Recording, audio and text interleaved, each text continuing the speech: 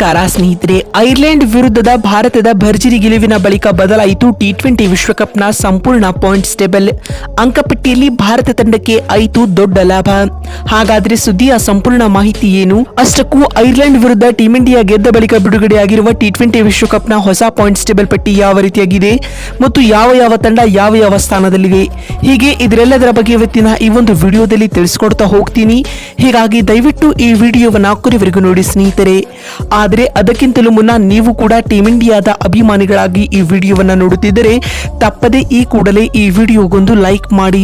ಹೌದು ಸ್ನೇಹಿತರೆ, ನ್ಯೂಯಾರ್ಕ್ ಅಂತಾರಾಷ್ಟ್ರೀಯ ಮೈದಾನದಲ್ಲಿ ನಡೆದ ಟಿ20 ವಿಶ್ವಕಪ್ನ 8ನೇ ರೋಚಕ ಪಂದ್ಯದಲ್ಲಿ ಟೀಂ ಇಂಡಿಯಾವು ಐರ್ಲೆಂಡ್ ತಂಡವನ್ನ ಎದುರಿಸಿತು ಸ್ನೇಹಿತರೆ. ಈ ಒಂದು ಪಂದ್ಯದಲ್ಲಿ ಟಾಸ್ ಸೋತು ಮೊದಲು ಬೌಲಿಂಗ್ ಮಾಡಿದ ಭಾರತೀಯ ಕ್ರಿಕೆಟ್ ತಂಡವು ಐರ್ಲೆಂಡ್ ತಂಡವನ್ನ ಕೇವಲ 96 ರನ್ಗಳಿಗೆ ನಿಯಂತ್ರಿಸಿತ್ತು ಸ್ನೇಹಿತರೆ.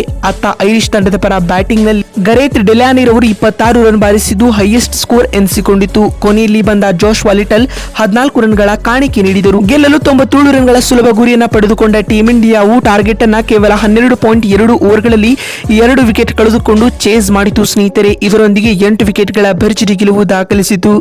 ತಂಡದ ಪರ ನಾಯಕ ರೋಹಿತ್ ಶರ್ಮಾ ರವರು 37 ಎಸೆತಗಳಿಂದ ಅಜೇಯ 52 ರನ್ ಬಾರಿಸಿ ಮಿಂಚಿದರೆ ವಿಕೆಟ್ ಕೀಪರ್ ಕಮ್ ಬ್ಯಾಟ್ಸ್ಮನ್ ಆಗಿರುವ ರಿಷಬ್ ಪಂತ್ ರವರು 26 ಎಸೆತಗಳಿಂದ 36 ರನ್ ಬಾರಿಸಿ ಮಿಂಚಿದರು. ಇದೀಗ ಐರ್ಲೆಂಡ್ ವಿರುದ್ಧ ಟೀಂ ಇಂಡಿಯಾ ಗೆದ್ದ ಬಳಿಕ ಬಿಡುಗಡೆ ಆಗಿರುವ ಟಿ20 ವಿಶ್ವಕಪ್ನ ಹೊಸ ಪಾಯಿಂಟ್ಸ್ ಟೇಬಲ್ ಪಟ್ಟಿ ಯಾವ ರೀತಿಯಾಗಿದೆ ಅಂತ ನೋಡ್ತಾ ಬರುವುದು. ಗುಂಪು ಎ ನಲ್ಲಿ ಭಾರತ ತಂಡವು ಮೊದಲ ಸ್ಥಾನದಲ್ಲಿದ್ದು ಆಡಿದ ಒಂದು ಪಂದ್ಯದಿಂದ ಒಂದು ಪಂದ್ಯವನ್ನ ಗೆದ್ದುಕೊಂಡು 2 ಅಂಕಗಳೊಂದಿಗೆ ಭರ್ಜರಿಯಾದ ನೆಟ್ ರನ್ ರೇಟ್ ನೊಂದಿಗೆ ಮೊದಲ ಸ್ಥಾನದಲ್ಲಿದೆ. ಎರಡನೇ ಸ್ಥಾನದಲ್ಲಿ ಅಮೆರಿಕ ತಂಡವಿದ್ದು ಆಡಿದ ಒಂದು ಪಂದ್ಯಗಳಿಂದ ಒಂದು ಪಂದ್ಯವನ್ನ ಗೆದ್ದು 2ನೇ ಸ್ಥಾನದಲ್ಲಿದೆ.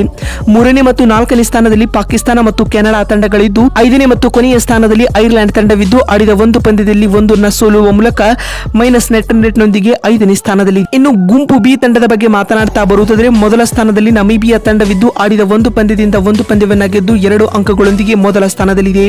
2ನೇ ಮತ್ತು 3ನೇ ಸ್ಥಾನದಲ್ಲಿ ಇಂಗ್ಲೆಂಡ್ ಮತ್ತು ಸ್ಕಾಟ್ಲೆಂಡ್ ತಂಡಗಳಿದ್ದು ತಲಾ 1 ಅಂಕಗಳೊಂದಿಗೆ 2ನೇ ಮತ್ತು 3ನೇ ಸ್ಥಾನದಲ್ಲಿದೆ. 4ನೇ ಸ್ಥಾನದಲ್ಲಿ ಒಮಾನ್ ತಂಡವಿದ್ದು ಆಡಿದ ಒಂದು ಪಂದ್ಯವನ್ನ ಸೋತು ಯಾವುದೇ ಅಂಕ ಕಲೆ ಹಾಕಲಾಗದೆ 4ನೇ ಸ್ಥಾನದಲ್ಲಿದೆ. ಕೊನೆಯ ಸ್ಥಾನದಲ್ಲಿ ಆಸ್ಟ್ರೇಲಿಯಾ ತಂಡವಿದೆ. ಇನ್ನು ಗುಂಪು ಸಿ ನ ಬಗ್ಗೆ ಮಾತನಾಡುವುದಾದರೆ ಮೊದಲ ಸ್ಥಾನದಲ್ಲಿ ಅಫ್ಘಾನಿಸ್ತಾನ ತಂಡವಿದ್ದು ಆಡಿದ ಒಂದು ಪಂದ್ಯದಿಂದ ಒಂದು ಪಂದ್ಯವನ್ನ ಗೆದ್ದು 2 ಅಂಕಗಳೊಂದಿಗೆ ಮೊದಲ ಸ್ಥಾನದಲ್ಲಿದೆ. 2ನೇ ಸ್ಥಾನದಲ್ಲಿ ವೆಸ್ಟ್ ಇಂಡೀಸ್ ತಂಡವಿದ್ದು ಆಡಿದ ಒಂದು ಪಂದ್ಯದಿಂದ ಒಂದು ಪಂದ್ಯವನ್ನ ಗೆದ್ದು 2 ಅಂಕಗಳೊಂದಿಗೆ 2ನೇ ಸ್ಥಾನದಲ್ಲಿದೆ.